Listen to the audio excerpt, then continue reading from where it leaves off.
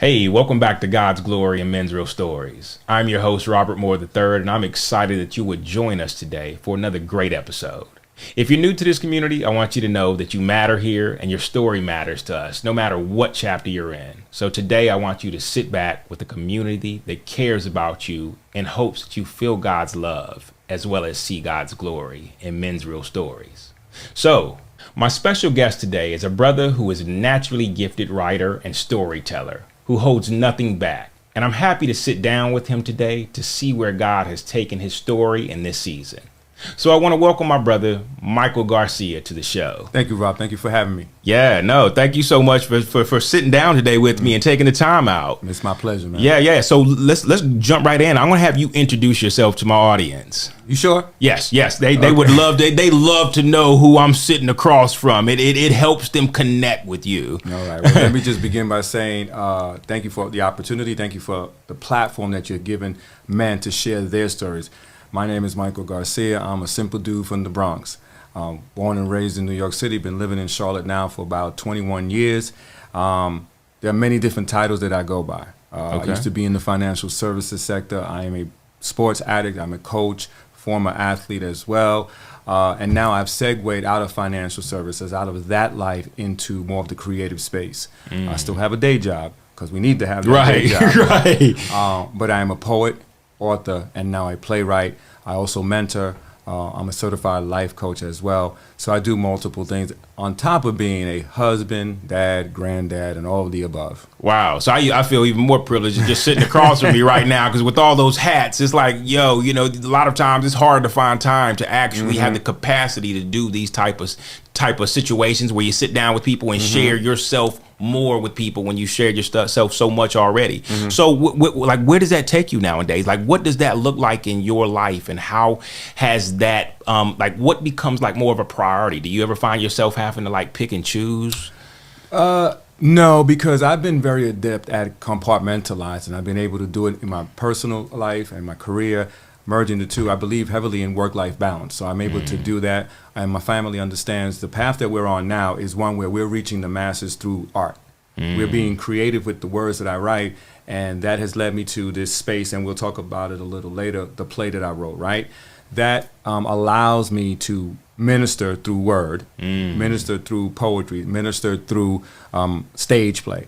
But I always make time for family. I always make time to decompress, and I'm really big on getting my rest because I've suffered through burnout. I know what that looks like, and one of the things that we need as people is the opportunity to say, you know what, I'm going to stop. So I'm really good at that. Right. No, I'm glad you said that, because that is so important, because I noticed in a lot of our communities, burnout is like almost like a word that's not even real, because rest is another word that is not believed in when it comes to like as a hustler, there is no rest for the hustler. It's interesting that you say that, because I think that's a misnomer.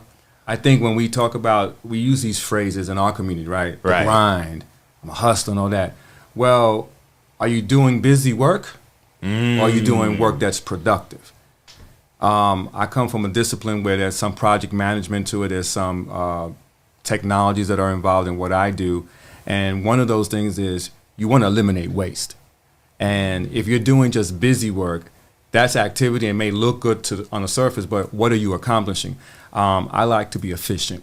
Right. No, that makes so much sense, and that truly helps drive what you're doing, instead of like continuously having to take pit stops because you won't take them yourself, and that's so important. So as you kind of walked into this space of like storytelling, stage, creating, writing, and creating content, or as an artistry.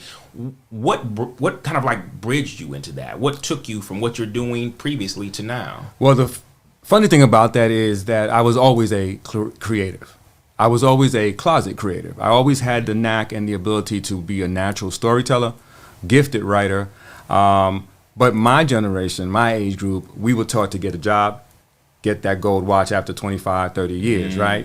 So I did that. I landed in financial services because my mother was a community bank in the Bronx. My mother was a community bank at a time when women were nothing but secretaries. So to see her walk up and down the neighborhood and people, merchants, greeting her, it enamored me, and it said, you know what, I like that. She got me my first job as a bank teller. Nice. And that went into a 30-year career. But it was because the mentality for my age group was get a job, stick with the companies. So I built this financial services career from a bank teller to a registered representative to a financial advisor to a marketing, communications, you name it, I've done it in corporate. But I always had that bent towards the arts. I got my fix because the roles that I had always allowed me to talk. And as you'll determine in this interview, you can see that I can talk. Right. It always helps. It helps. So I was always in positions where I had to do presentations or public speaking or some sort, or writing, and then the marketing aspect of it. So I got my fix, but it was all for an organization, a company, a corporation. And then in the last 10 years or so, I started branching out and working with folks here in Charlotte who had venues, and they needed someone to represent the venue as a host or maitre d', and I was invited to do so. And that opportunity opened up doors for me to be around creatives. And when you're around creatives, you become creative yourself, more so. And you start thinking, and the way I do is, if I had mine, how would I do it? Because, Rob, what you do learn is what to do and what not to do. So that was always being built. And then the pandemic hit. I always journaled. I always wrote. I kept a catalog of poetry. And I was working at this one particular venue, and we had an open mic, and I decided to get on stage. And that was around the end of 2019, 2020, and the rest, as they say, is history. And we'll get into that a little later. Yeah. But I was always a creative. I just happened to operate under a different umbrella until the opportunity came. Gotcha. Okay. And you know what? I realized how important it is sometimes to put yourself in different settings, because sometimes you don't know what's in you until you get around people who will bring it out of you. And a lot of times, think about how we're so used to what we're comfortable at that we'll stay in our comfort zone around the people who have kind of already fostered who we are. And so I love how you said, putting yourself around other creatives, it helped you realize that, wow, like, wait a minute, I've got something in me that's burning to come out too. And so, like, do you feel like that what was there has always been there? Oh yeah, without a doubt. I've been telling stories my whole life. I've always been a visual person. I'm the individual that can visualize myself on a stage. I've envisioned myself on a stage or a platform my entire life. So for me, having this conversation here is natural. I've envisioned this. Being on a stage, I've envisioned that. Being in front of 500, 10,000, it doesn't matter. I've already envisioned that. Again, going back to my corporate life, whenever I was asked to do presentations, I've done presentations in the kitchen and talked about your financial futures, or I've done them in an auditorium. Right. So I've already envisioned all that, and I had a natural inclination. I'm the individual that if you say, Mike, I need you to do a presentation, okay, give me the content, and I go.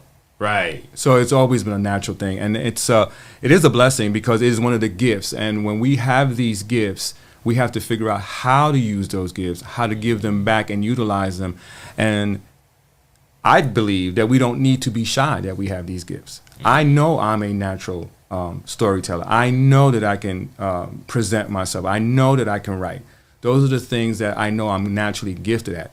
Everything else ancillary to that, I learn. So true. That's good. No, that's really good. So then, with hearing all that, then it's funny because there's always a story behind. Yes. Like what got you to that? Because I feel like a lot of time, our talents, our gifts, they're almost like there's something that started boiling due to a lot of the experiences we've been through, due to a lot of what we have seen and what kind of adjusted us in life. Okay. So, like, what do you feel? And I know you spoke a lot about like how your mother was a big like she was. I guess a lot of times I like to say they were the focal point of who we looked up to be and said, okay, all right, noted. Like that's I like what I'm seeing here. I want to do that. I want to mimic this. So we mimic what we have always been around, even though sometimes I love the phrase of, hey, look, do as I say, not as I do. Okay. But it's so much easier to do as you do because I can sit back and watch that.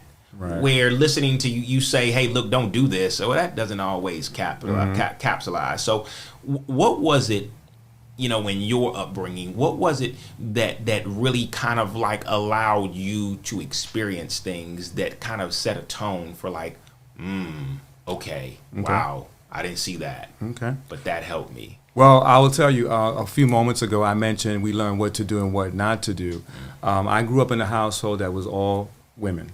I had a great-grandmother, grandmother, and mother, and no father in the house. So my education as far as manhood came from the streets. Right? So that's one aspect of it. And my mother, although she was my hero, and she was a banker, and she was an athlete, was also a paranoid schizophrenic. She was also diagnosed later in life, but we never knew what was wrong with her. So in my mind, one of the things that you learn not to do is you don't want to be that. And so you have to find ways. She never talked about it. Her generation never talked about mental health or mental well-being. It was just something's wrong with that person. She's out there, something's loony with her, right? And it was a struggle that I saw because in the long run, the more things didn't work out for her, the faster she went down this tunnel, right? And she couldn't get herself back out of it. And I always kept that in the forefront. So I wrote a lot. I always journaled. I always wrote poetry. I always kept I always kept the book with me, right? I always write because that was my way of escaping and kind of documenting my life. Right. She did not have an outlet. She did not know that. And then I saw the remnants of that, and I fought hard not to become that. Right. So now you have to like kind of unpack how important journaling is for me because see, growing up a lot of times, I was laughing in an interview where I was thinking about how like back then the only person I saw ever writing in a journal was like my sister, and it was called a diary. And so as men, I've never seen a manly diary with a lock and key. Like that wasn't something that we saw that we were like, oh, I'm attracted to that. Let me get one of those. So journaling wasn't a thing we saw until we did see it. And then we tried to kind of understand why do I need to write down what's going on? So could you unpack that a little bit for the listeners that may say why? I will tell you that, journaling is a relatively new term, right, for me. Back to your point, they call it a diary writing. I just wrote. I keep things real simple. I just wrote my thoughts, what I was feeling, my anger, my pain, my joy, my ups and downs. I just wrote. And then I would write. I have a poetic flow to the way that I speak and the way that I interact with people. So it was natural for me. So I just wrote. I would write stories. I would write the heartaches. So I didn't know I was journaling until someone told me years later that you didn't have a name to it. I didn't have a name. That you needed. There was a thing called journaling, right? But for me, it was just writing it out. And whether you call it journaling, diary, whatever you call it, for me, the escape of writing has been beneficial because it has opened doors for me. And when I mean it has opened doors, the pen and the paper will never judge me. And that's actually one of my lines. The pen and the paper will never judge me. Wow. And I just was able to be free with it. And I can say whatever I want. Right. There's power in words. That's so true. That's good. And I love your perspective on that, and that the pen and the paper will never judge me because you're right. It never stops you to say, wait, you can't say that. Or no, that's not politically correct. That's exactly Or, right. yeah, that's so good. I've never seen it that way, but that is so good. That is really good. So with knowing that, because I think that a lot of us look at the people around us growing up, and sometimes we can say, okay, I don't want to be anything like that. Exactly. Or I don't want to go through that. But I think a lot of times it pushes us into to almost like the other side of the pendulum, in that, okay, in not being like that, then I have to adjust who I am. I have to change a little bit of who I may be. And there may be a lot of me in my mom or my dad, but I'm going to, because I can speak personally in that there were a lot of pieces of my mom and dad who I didn't want to be anything like. Right. And so I worked so hard to make sure I was the opposite of that. But I feel like in a lot of aspects that also made me change a lot of parts of me that were just, that's okay to be that way, Rob. It's okay to sit with that, or it's okay to look at what you're feeling, the same feelings your parents are feeling, and lean into that instead of like just running from it and saying, okay, well, I won't be that. Yeah. I can't be that. No way. So like, how did, like when it came to like you sitting with yourself and a lot of this stuff, how did that kind of play out? I think it's still playing out, to be honest with you.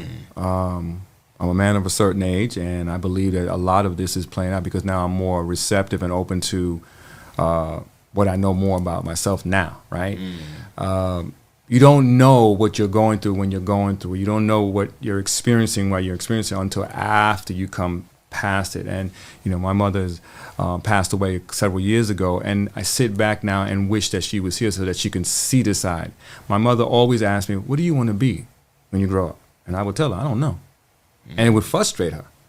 And for me, if I had the opportunity now, I can tell her, this is what I am. I'm a writer. I'm a storyteller. I'm a poet. I'm this. I'm a mentor.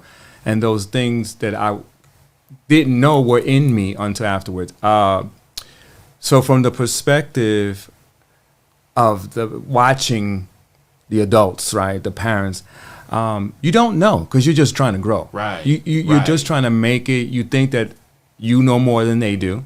Right. I have children. I have grandchildren. So they all think they know more than me. But it does come back full circle, and they eventually have to come back and say, yo, Dad, can I ask you questions? Sure. That being said, I miss that because my mother, grandmother, and not having a father, I didn't have the opportunity. So I had to figure things out a lot on my own. And sometimes when you're trying to figure things out, you're figuring those things out from the wrong sources, especially when you're in the inner city, especially when you grow up in the time that I did in Bronx and Harlem, where our role models were not ideal. So you pick up these things, and now you have the good, you have the bad, and then you have you. Yeah. So it's a dichotomy that you have to navigate, and you don't know that you're navigating it because you're just trying to be. Right. So you try to figure out, and it didn't help in my case that I got skipped in school 2 years, twice. Oh. Wow. So I was always around older individuals. So for me to try to keep up, I tried to do what they were doing to impress and show that I'm cool. But in hindsight, if I had to tell anyone, no, don't go away to college at 16. Oh. Because you're going to be in a situation that you're not familiar with, and you're going to try to do what others are doing. So I had to learn myself during that process. And while on one end it was a blessing, you know, wow, he's intelligent, he's smart, he's got the education. But you put yourself in a situation where now you're forced to grow up a lot quicker. And that was already there. Growing up in the inner city, you grow up much quicker anyway. So. And you can see by this great beard. So we talking, we talking, you know, we talking way back. So well, no, and you know what? Everything you said was spot on because I feel like I have those same conversations with my son where I'm constantly telling him, like, look, you know, in knowing yourself and being self-aware, you can recognize whether you're the leader of the line or whether you're just following after everybody else. And there comes a time where you're going to have to stand on your own and know who you are, not who your friends are, not you, because right now y'all all look very much the same. Wow, y'all do everything the same, got the same mannerisms. It's almost like which one of you is the leader that actually kind of like spoke this into existence with you guys, because I see it a lot. And so when you're not self-aware, it does create this space where you're kind of like, well, I don't know. Who is my role model? We start looking around for role models. And our role models are sometimes the person who's doing the best, regardless what he's doing the best at. Like, okay, the guy looks successful.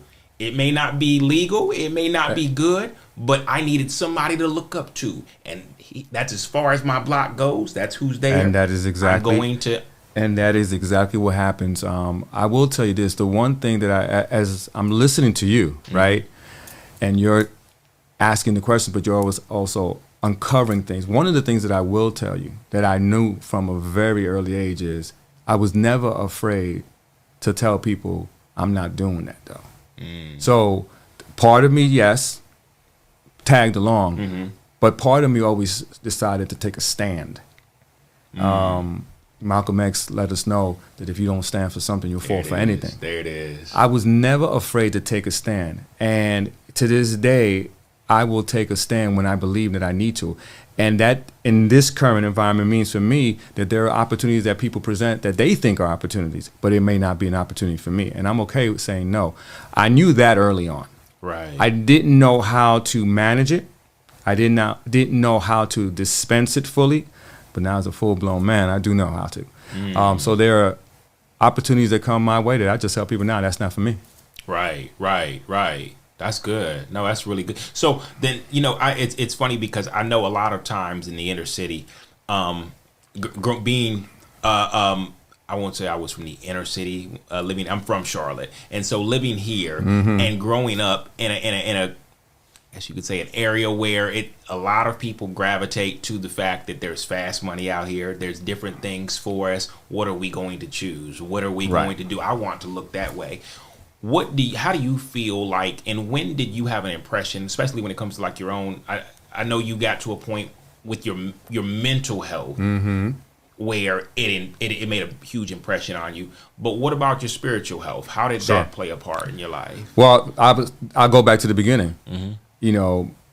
Because I'm of Puerto Rican descent, my grandmother dabbled in all type of religions, if you would. There was Catholicism. There was religions from Cuba that they call Santeria.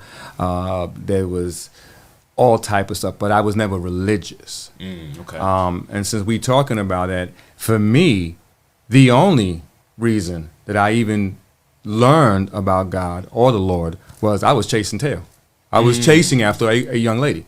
And that led me to go into this space where, okay, I'm there for one purpose.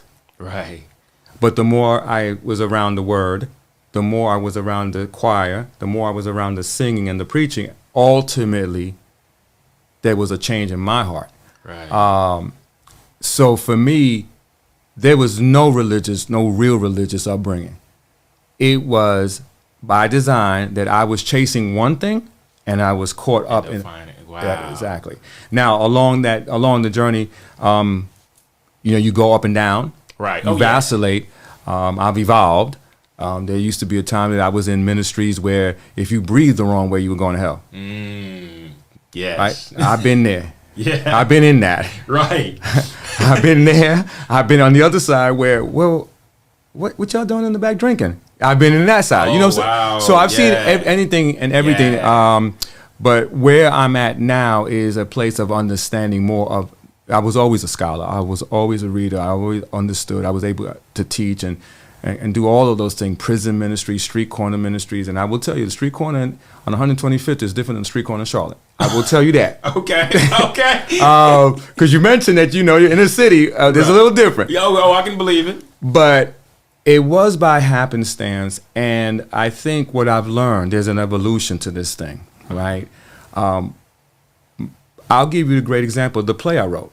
While some may not think of it as ministry, it is ministry because I'm giving back the talent that I was naturally gifted with of writing, right, storytelling, right, telling it like it is, right, and then putting a message in there because of my professional training. I have a master's in adult education and training.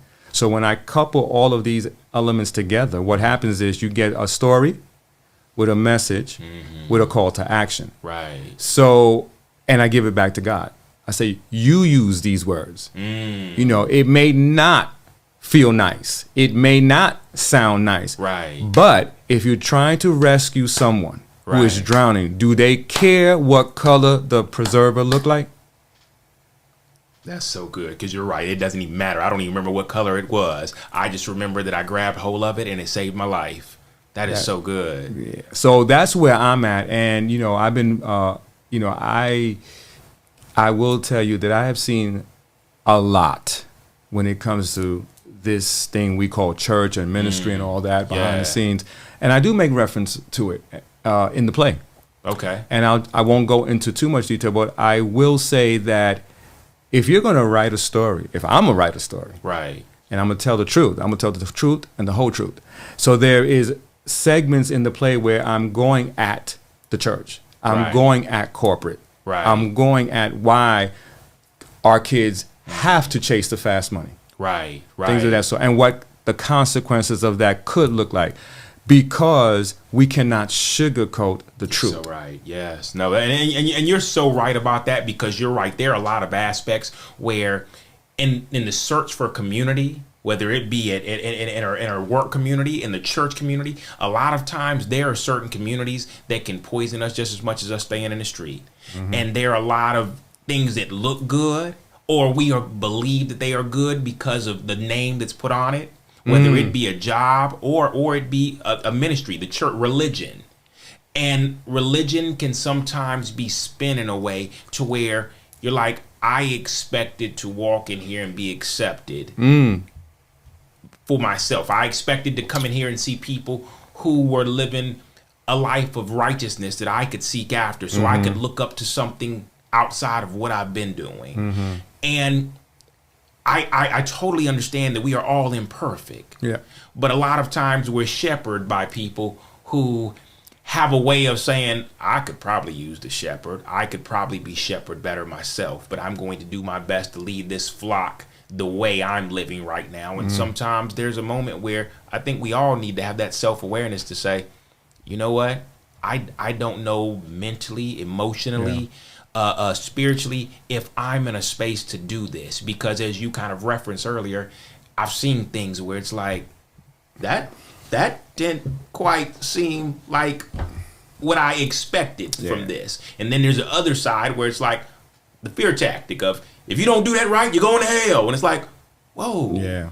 So is there any room for me to like slip up here? Like, because I feel like we still have a lustful, we all still have that thing, that thorn in our side. Yes. That says, hey, look, this is, and I tell people, even on my walk with God, he recognizes that thorn is still there. Yeah. I still struggle with that.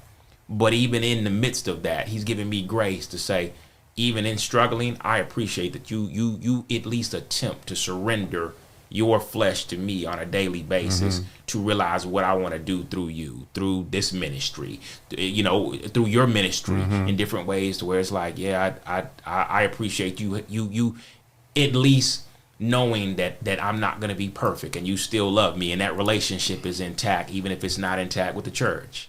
It's interesting that we kept throwing the word perfect out. I have a saying, perfection is an illusion.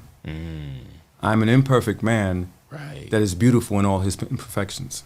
Ah, that's good. I love that. I like that. You want to say it again? Yeah, no, hit me with that one more time. Perfection is an illusion. I am an imperfect man that is beautiful in all of his imperfections.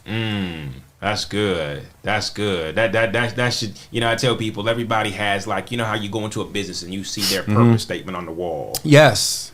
I feel like a lot of people need purpose statements, and that would be an awesome purpose statement to walk into your home just to remind yourself. I'm gonna write that down right there. I'm gonna trademark that joint right there. I'm gonna make sure I'm gonna trademark that joint. No, I mean, I feel like we all need those cornerstones just to lean on, to remind ourselves, even when we feel like, you know what, man, I didn't have a perfect day today, but you know what, I'm seeking after an illusion that is not actually attainable.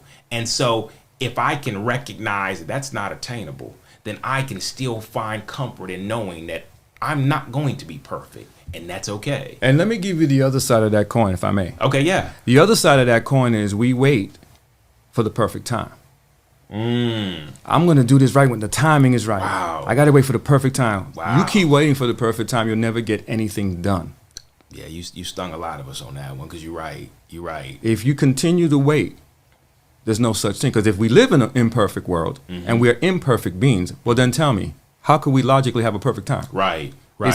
It's illogical. Whatever you set your mind to do, do it. Right. And that is to the audience, your audience.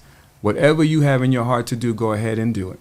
Because perfection does not exist. Timing.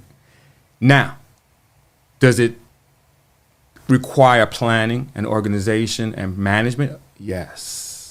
But start somewhere. I would tell anyone that's listening, start somewhere. Because I have, and those that are around me know, I don't have to have the outcome. I have the vision. The vision is more important than how it gets done. because the vision will never, the outcomes and the flow of how you get it done change. Right. The mechanisms change, but the vision doesn't. Right. So, okay, Mike wrote a play. He doesn't have any theater experience. How does he get this done? He just gets it done. He keeps writing. Right. He puts it together. He taps on someone's door, finds the right person, gets an actor on board. Someone reads the script, someone okays the script. Someone takes that script and gives it to someone else. Now we got momentum. Mm-hmm. But if I would have waited to say, well, I don't have any theater experience, I wrote a story, they tell me it's good, I think it's good, but what do I do with it? Then I would be still sitting with this Word document. Right. And I'll give you another case in point. When I wrote the play, I literally had a story in Word document. There was no script. It was just, I wrote a story. Right. And I said, okay. I took it and gave it to an actor friend of mine who then read it and said, this is good. What I did is I went on the back end and then I went on YouTube and studied what script should look like. I bought about 8 or 9 books on script writing. I got the free software and plugged this Word document into the software and put all the mechanics in. And now I had a script. But if I would have waited, all I would have had was just a Word document sitting on my desktop. Right. So I will encourage anyone, there is no such thing as perfect timing. Start somewhere and the pieces will fall in place. If you're true to the vision and you believe in the vision, no one else has to but you. Right. That's good. No, that's so important. That's so good because you're right. There's some of us who are sitting on things, waiting for the perfect timing, waiting on the resources, waiting on, and you know, I personally, I can say that there are times when I'm like, okay, God, like I don't know how I'm going to spit this out, but I know if I walk in faith and this is something that you've given me a vision and I put it down because that's important. I write it down. I draw it out. But I know if you're calling me into this, then I'm going to walk in faith and I'm going to start stepping forward, whatever that looks like. And I know you're going to meet me in the next step. You're going to keep making sure the steps are there. You're going to keep making sure the resources. You're going to align things. You're going to align people in my favor, as I call it, the favor you have on my life to see that this comes out exactly how you want it to see. And where you don't want it to see, you'll close doors. But you'll open doors where I need to step, where I need to go, where you're leading me. Everything is orchestrated by you. The favor of God will put you in places that you could never have imagined with folks who have worked their entire lives to be where you just got. Think about that. Yeah. There are people who have been working and have trained to be where they are. But the favor of God on your life will get you there like an express train. Right. And then what you have to understand, Rob, is not everyone's going to be in your corner because your express train went a little quicker than their express train. So then you have to deal with that, and that's human nature, right? That's what folks do. And I will say, since we're talking about it, that's what our people do to each other. Right. We, instead of me pushing you forward, if I see Rob moving forward in his gift, I'm supposed to be championing him. Right. Not wondering how he got there. Right. Because the way I see it, the more you wonder, the more I keep moving. Right. And you'll stay in that spot wondering while I'm down the road. But you know what that does to a lot of us, though, and I'm sure you've heard this term. It gives us this feeling of imposter syndrome when we're like, wait a minute, how am I doing? Like, wait a minute, like these guys have been doing this for 20 years and they just reached this level. How is it that I'm here? So I will tell you that happens to me occasionally, and the way I kind of rationalize it is, I understand that it's not normal. See, I admit that it's not normal. So I cherish it. So I'm not an imposter. I am who I'm supposed to be. I know it's not normal to write a play out the gate and get the traction that we've gotten. Right. I know that. So I cherish that and say, okay, let me not mess it up. Right. And those on the outside looking in who are dealing with their own insecurity, that's their insecurity to deal with, not mine. Right. But when you recognize that this ain't supposed to be, or this is not what normally happens, you're good with it. Right. You say, okay, I understand it. And you learn how to be a good steward of it. I'm a real good steward of where I'm at now because I do understand that it isn't normal. Right. Right, that's good. That's so good. So then I gotta ask Go now. ahead. Then based on like how because it seems like God is truly giving you a gift. You recognize that, but even in recognizing that you have a gift, you recognize that things are going well.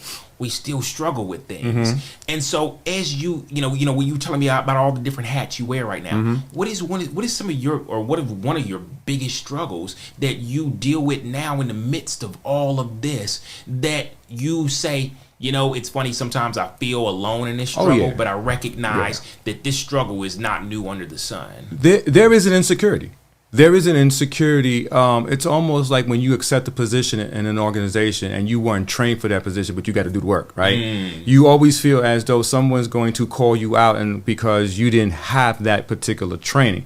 So for me, one of the biggest struggles that I have now is there is a level of insecurity knowing that I did not study theater, knowing that I don't have that background, knowing that I don't have a following of those in the theater who really know who I am, right?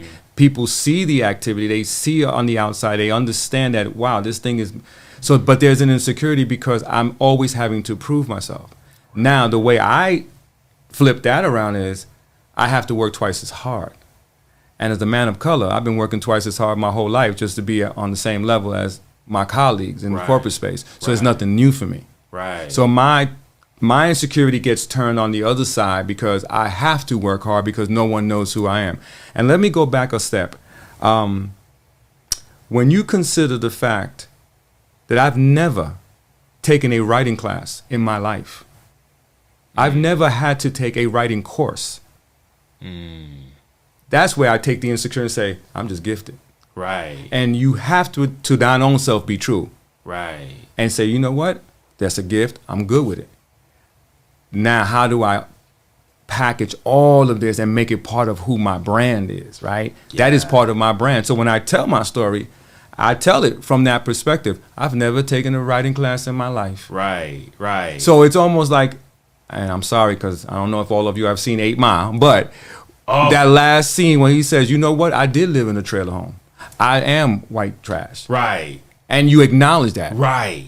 So in my world right now, yeah, I never took theater. Right. Yeah, I never took a class. Right. But this is good stuff right here because it's naturally. And so I know that it's anointed. Right. And it's gifted. Right. So that's how I... And you know what, though? I love how you said that because I was just talking to somebody about how, like, you know what? When God is wanting to do something in somebody's life, he's going to do it in a way to where others are like, it doesn't make any sense.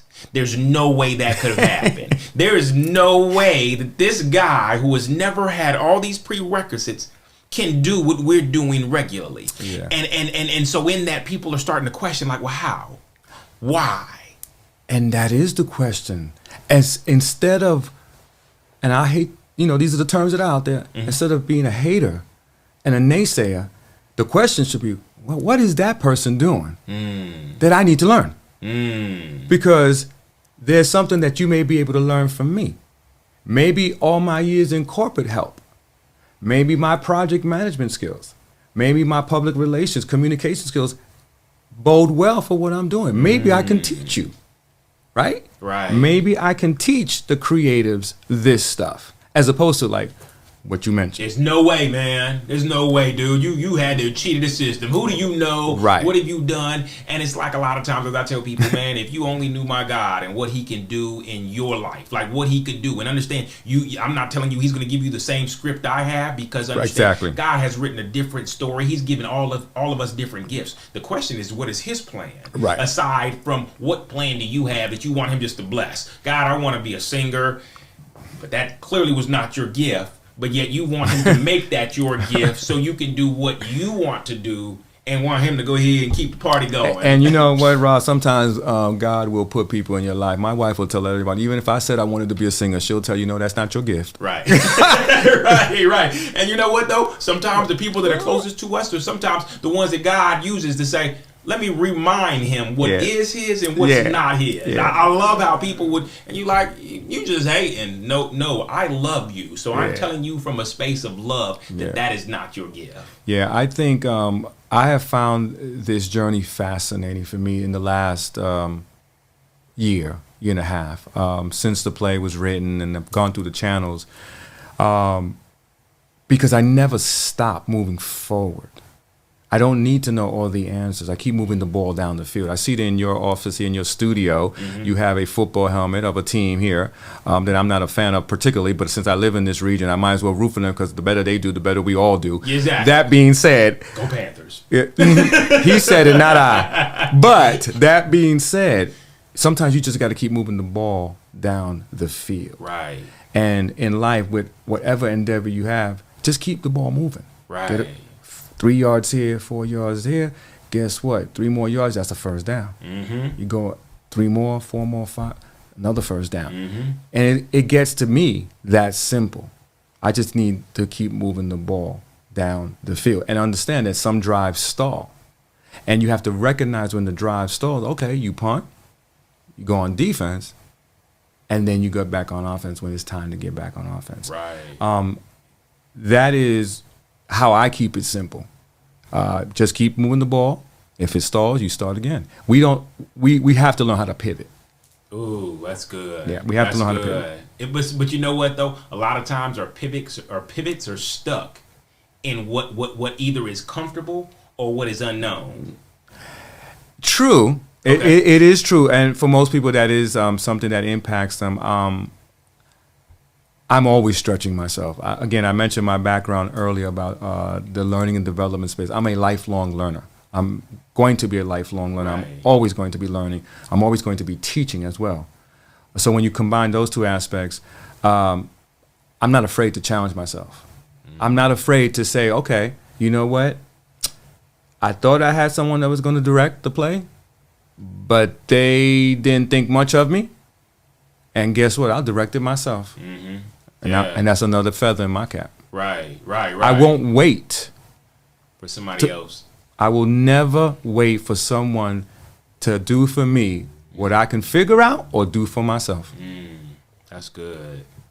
Don't do it. Yeah, because then guess what? You're like you said earlier, you're stuck. You stuck. Waiting on like the perfect time and the perfect person to step out front to say, hey, look, I can help you with that, instead of keeping the ball going.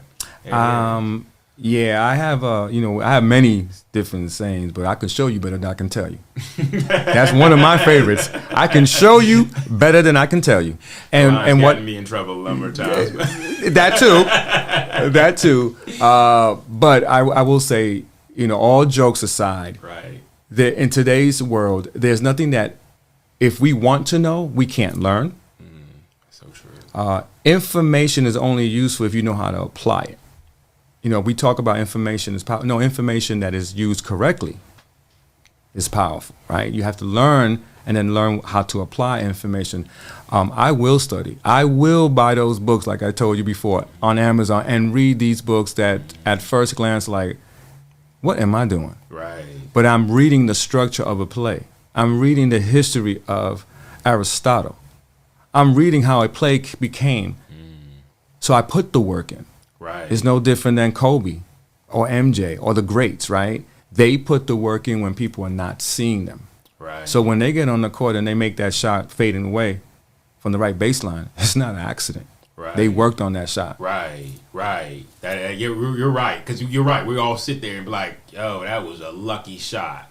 But we don't know the time they That's sit exactly there right. just doing that shot over and over again. As I think I heard him say one time, I spent hours perfecting that. Yep.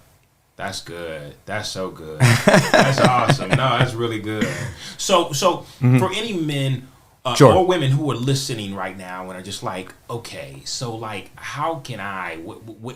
Where is it that I can tap into my gifts? How do I find what God truly gave to me? Where is it? Because all of us are like, oh, about passion, and you're trying this passion today, you're trying that passion today, and there's nothing wrong with that. But a lot of times, everybody's looking for an understanding on gifts that lead to their purpose. Okay.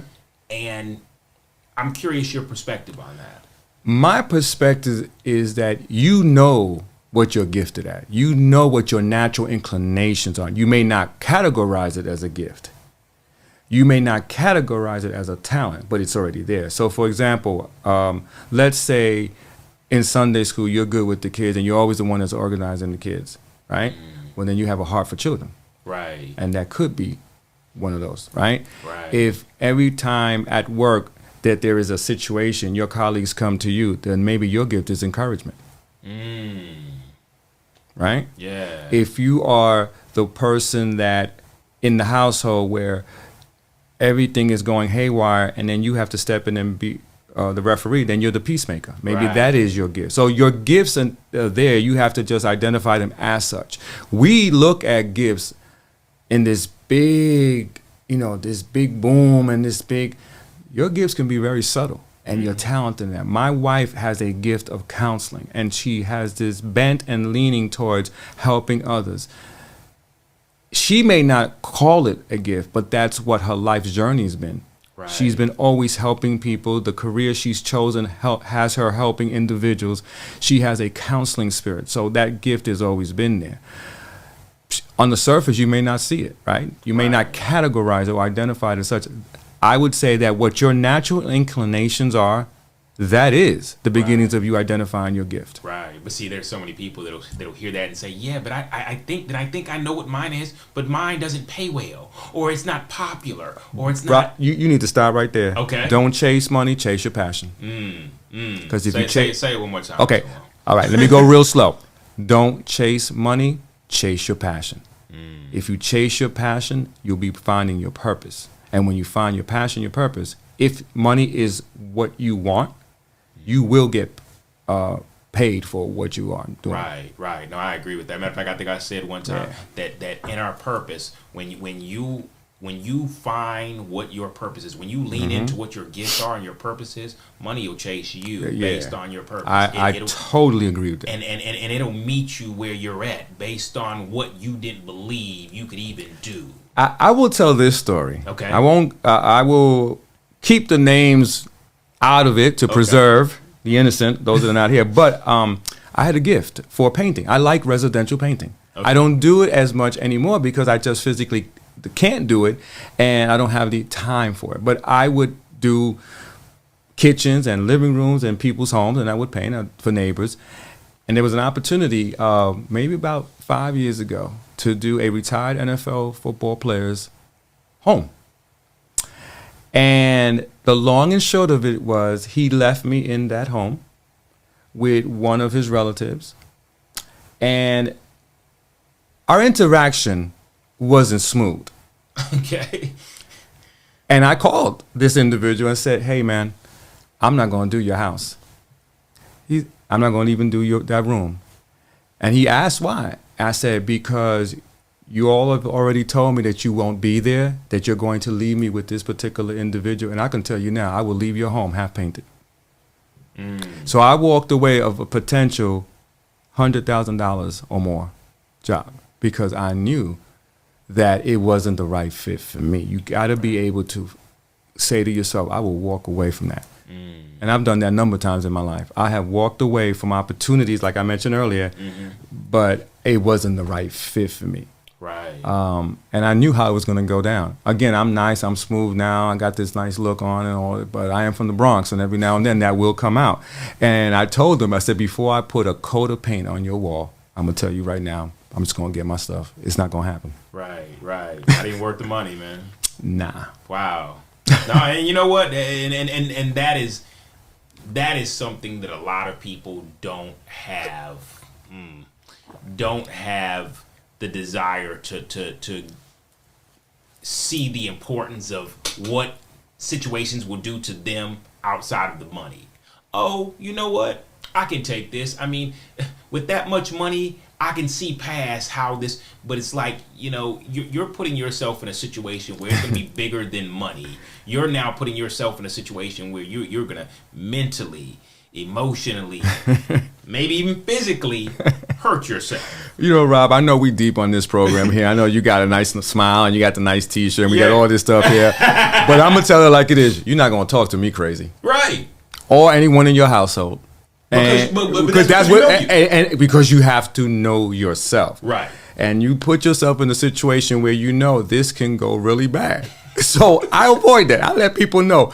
And I will tell you, my actors, the people that work around me, they know what it is from the very beginning. Right. Their expectations are managed from the very beginning. They know what to expect.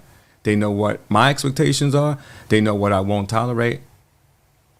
And I think that's what we need to do, because for me, that's helping me mentally to stay strong. Yeah. I think we talked about it off air. You know, you mentioned the term therapist. I have one as well. And one of the things that we have to do in that is be true all the way up and down. I'm going to tell you, if you want to do business, this is how it's going to be. We can come and find a middle ground, but this is what you should know about me. And I tell that to all the people. Before you get involved with me, do some research. Right. Talk to the people that are intimate with me and who are spend time with me, so that they know that when we decide to work together, what they should know and expect. Right. I think that saves a lot of heartache, a lot of headache. Yeah. For everybody. For everyone. Yeah. No, and I feel like that's truly important.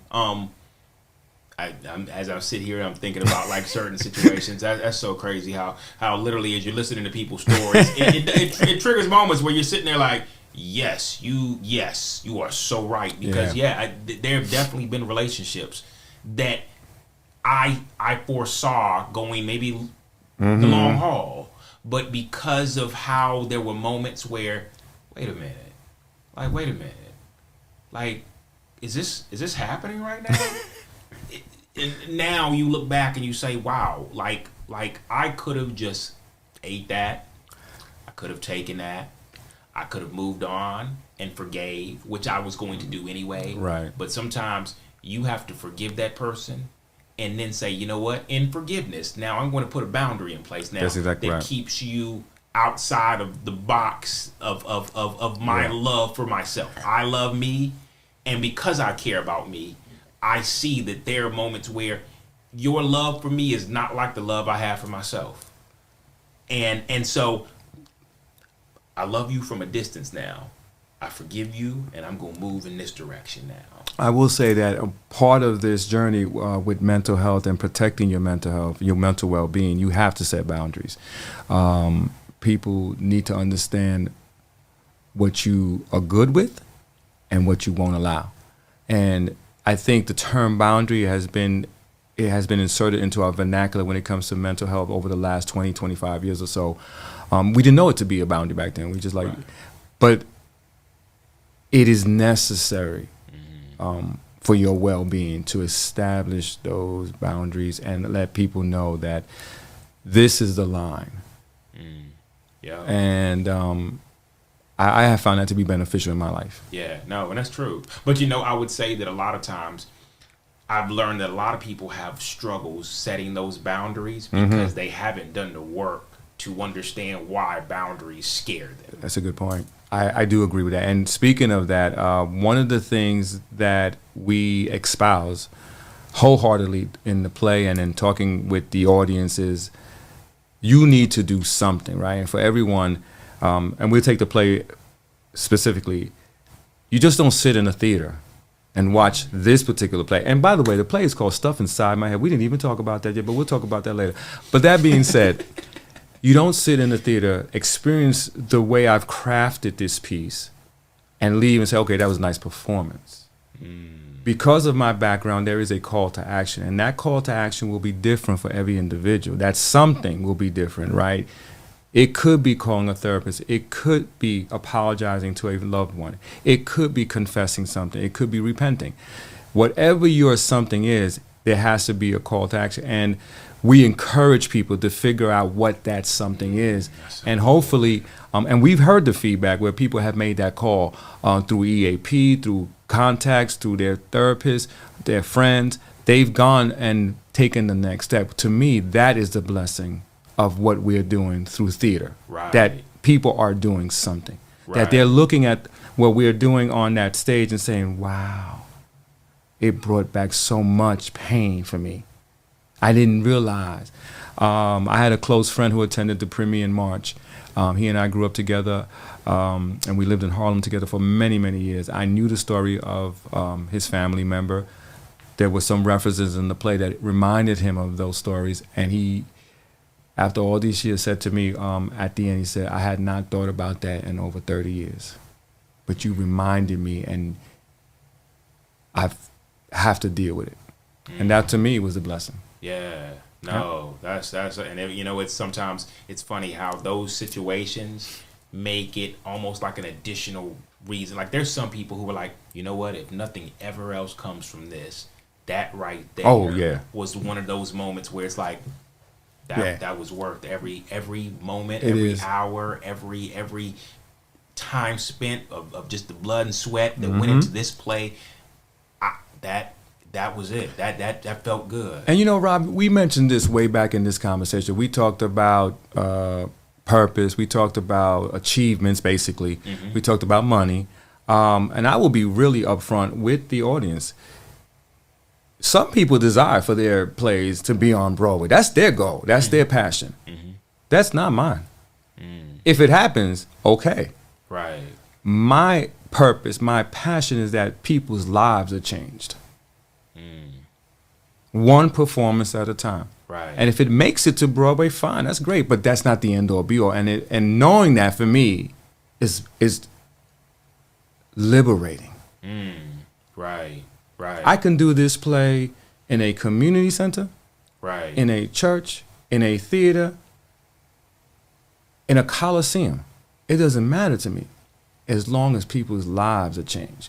And that goes back to, why are you doing what you do? Right. Are you doing it for the fame and fortune? Okay, well that's you.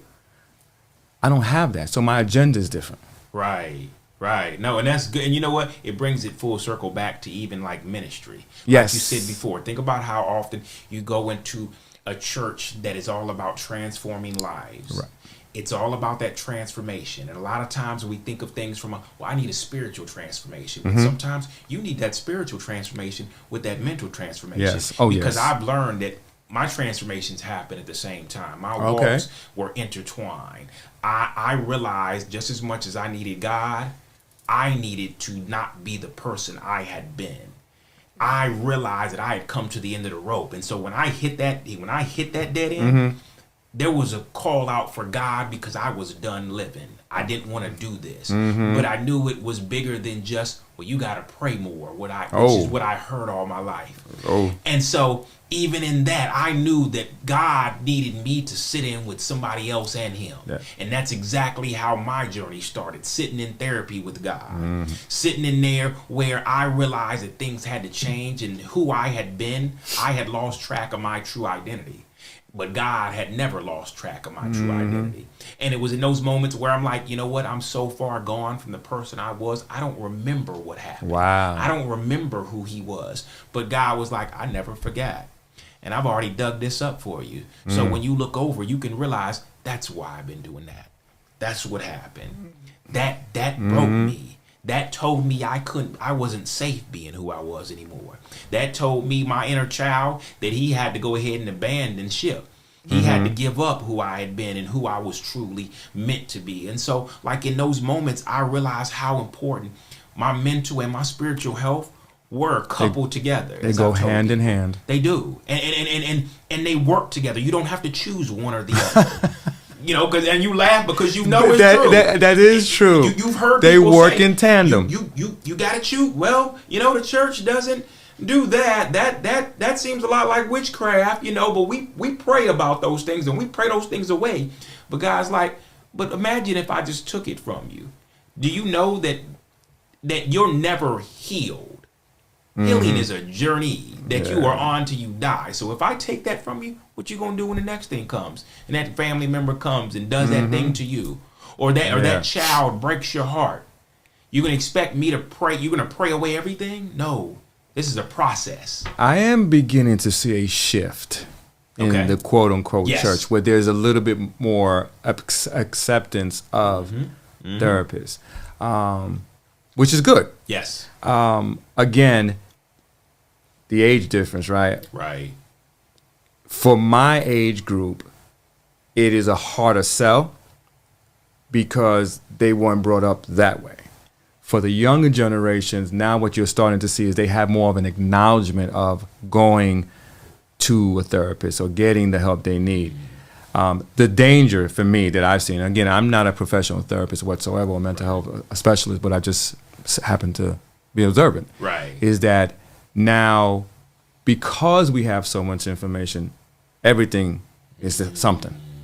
Yeah. Well, no, maybe you don't have attention deficit disorder. Right. Maybe you just need to sit down and put the phone down for a second. Right. Yeah. No, that's so good. You know, I'm so glad you said so that. we have to have a balance there. No, you don't have everything that the book says.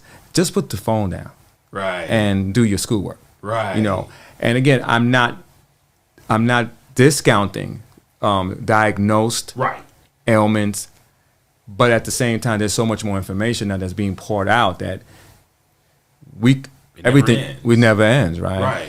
But I am seeing a shift within the church where there's an acceptance of that, and that's good. My job as an artist, as a creative, is to be a disruptor. And, you know, I'm going to continue to disrupt until people get tired of hearing it. I love it. Because that's what art does. We disrupt. We shake things up. We call things out. You know, I'm a avid reader, and James Baldwin is one of my favorites of all time. And, you know, one of his phrases is, to be a black man in America is to be constantly in a perpetual state of anger. Right. So some of that comes across in the way that I write. Some of that comes across in the way that I tell stories, because I am in the corporate space. So when you look at me and you peg me one way, you don't realize that I bring all of my life with me into the workplace. Right. So those are the things that I address. You don't understand that when we see another incident on TV, right? When we see a George Floyd and we come back to work and you start talking about the meetings and how was your weekend and how was the plants and how the kids growing, you don't understand that I'm bringing that with me. Yeah.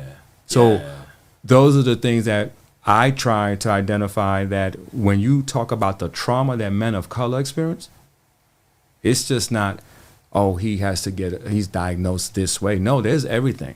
When I sit in my vehicle at my age and I see a patrol car behind me, there is a checklist I go through that my white colleague may not even think of. Right. And that is a reality, and that is part of the trauma that we have to experience. Yeah, that's so true. Man, you brought it all the way home. Like, as we are coming to you brought it all the way home. You didn't leave nothing unturned. So go ahead. What I'm gonna do, Rob? I did bring you a gift. Awesome. I brought you the actual playbill that I created from the premiere that was back in March of the play Stuff Inside My Head. This is for you. It gives you a background of the story, my actors in there, and it also has resources that people could call. And this is my gift to you. Wow. Okay. I don't get gifts often, but I appreciate that. I mean, I want to showcase my gift there. Yeah. No, this is awesome right here. And you know who did that? You said it. What now? You know who did that? Put that together? Who? Yours truly.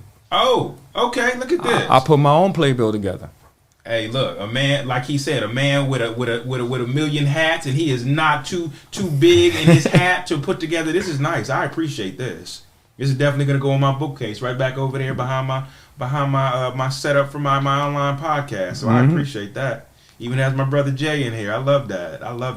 Awesome. I love giving people their opportunity to shine, man, and I also love to be an example. And this is just one way of me being an example. Well, no, I appreciate that. I appreciate your time today, man. I love being here. Yeah, no, I appreciate you joining me. This was truly a great conversation. I love all my conversations, but they're all different. Yeah, and they all hit different, and they're just like, whoa, that was. Okay, that just unpacked something that I'm going to have to go now and unpack later on. But like sometimes I love how these conversations do exactly what you do, which is make a person go back and have to think later and say, that's good. That was good. I appreciate that. Not only does that hit the audience, but when it can hit the person who's hosting the show, where it's like, all right, mental note, go back. You're going to have to think about that a little bit more, because it takes a person kind of shaking things up. Past where you normally think and the perspectives you normally look at, to say, wow, I'd forgotten about I appreciate that, Rob. So I really do. I appreciate you coming and shaking things up today. Yeah. And like I said, I appreciate you taking the time out with all the stuff that you have going on. So, and I truly look forward to coming to your play. And matter of fact, I look forward to even having further conversation with you more about without it. a doubt. I can't wait to do that. Without a doubt. So,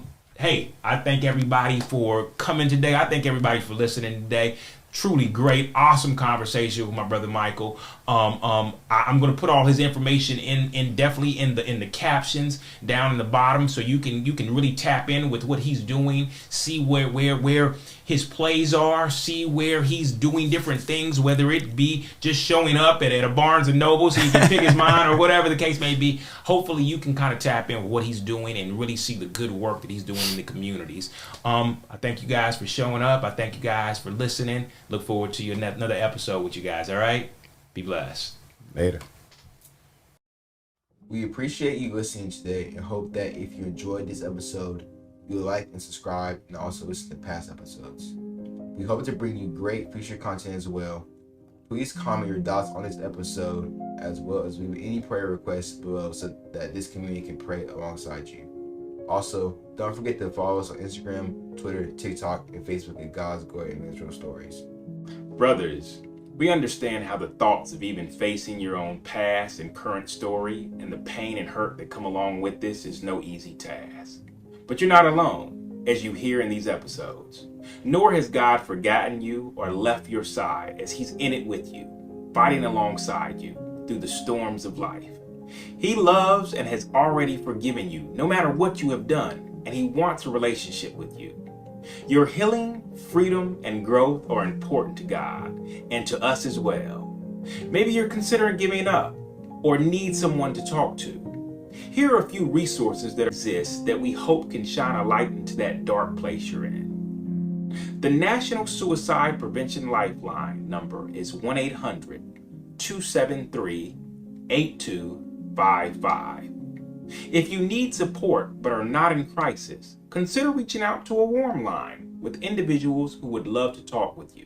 Speaking to someone on these calls is typically free and confidential and run by people who understand what it's like to struggle in life.